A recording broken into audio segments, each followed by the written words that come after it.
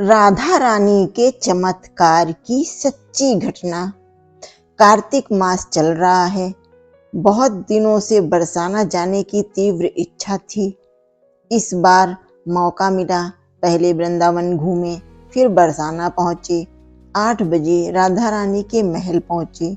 राधे राधे बोलते भीड़ काफी थी, मगर कुछ समय बाद भीड़ छट गई और राधा रानी के मन भर कर दर्शन किए। और पुजारी जी ने काफी कुछ सामान प्रसाद के रूप में दिया, भोग प्रसाद दिया, माला दिया, चरणामृत दिया। मन में काफी उत्साह था, मगर सफर की थकान भी थी। दर्शन करके हम सीढ़ियों से कुछ नीचे उतरे ही थे कि सीढ़ियों पर काफी रेत और मिट्टी थी। मन में देखा कि वहां झाड़ू पड़ी थी, राधा रानी का दरबार है, सफाई कर दें, तो वहां सफाई कर दी। तभी एक रास्ता मान मंदिर की ओर जाते हुए दिखा, तो मन हुआ कि चलो मान मंदिर चलते हैं। लेकिन सफर की थकान थी, पैरों में दर्द भी हो चुका था, तो सोचा कि चलो अभी रहने देते हैं, दोबारा आएंगे तब मान मंदिर के दर्शन कर लेंगे। कुछ ही सीढ़ी उतरे थे कि 3-4 साल की एक बच्ची सीढ़ी पर खड़ी रो रही थी। मुझे लगा बच्ची खो गई है या अपने माता पिता के लिए रो रही है। मैंने पूछा, लाली क्यों रो रही है, क्या हुआ? उसके हाथ में एक कटोरी थी। बोली, मुझसे कोई राधे राधे वाला तिलक नहीं लगवा रहा है। मैंने कहा, कोई बात नहीं, मेरे लगा दे।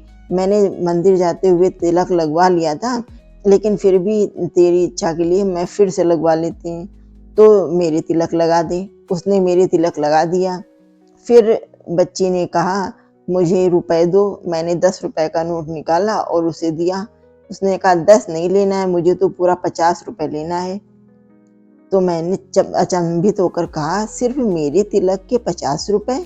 अरे 10 रुपए की जगह 20 रुपए ले ले। वो नाराज हो गई और एक चबूतरे में बैठ गई। फिर मैंने कहा, लाली 20 रुपए ले ले। पुजारी जी ने कहा, लाली अच्छा 30 रुपए ले ले। वो रूठी बैठी रही। मैंने जेब में हाथ डाला तो मेरे पास 50 रुपए थे नहीं। मैंने सोचा कोई आसपास में कोई फुटकर देने वाला हो, फुटकर दे दे तो मैं लाली को 50 रुपए दे दूं।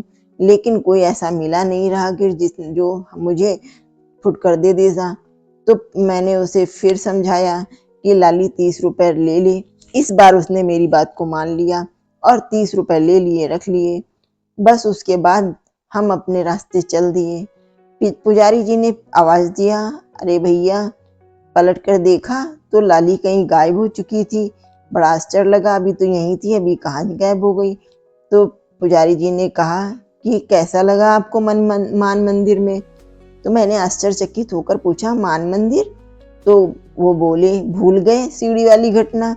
अभी तो मान मंदिर, मगर बच्ची के रूप में राधा रानी ने आकर आपको जो टीका लगाया, लाली रूठ कर बैठ गई थी, मान के दूर जा बैठी थी। इतना सुनते ही मेरे शरीर में कंपन सा हुआ, आंखों में अनायास ही आंसू लुढ़क गए। मैंने सोचा, मुझ जैसी पतित पर भी राधा रानी इतनी कृपा कर सकती हैं कि स्वयं आकर मुझ जैसे पतित के तिलक लगाकर चली गई, और उनकी इस लीला को हम समझ भी नहीं पाए। इस बात से यह सिद्ध होता है कि राधा रानी अकारण ही कृपा करती हैं। उनके दरबार में कोई छोटा या बड़ा या कोई पापी नहीं है। वो तो कृपामयी माँ है, ममतामयी है, करुणामयी है। जय जय श्री राधे। बरसाने वाली राधे रानी की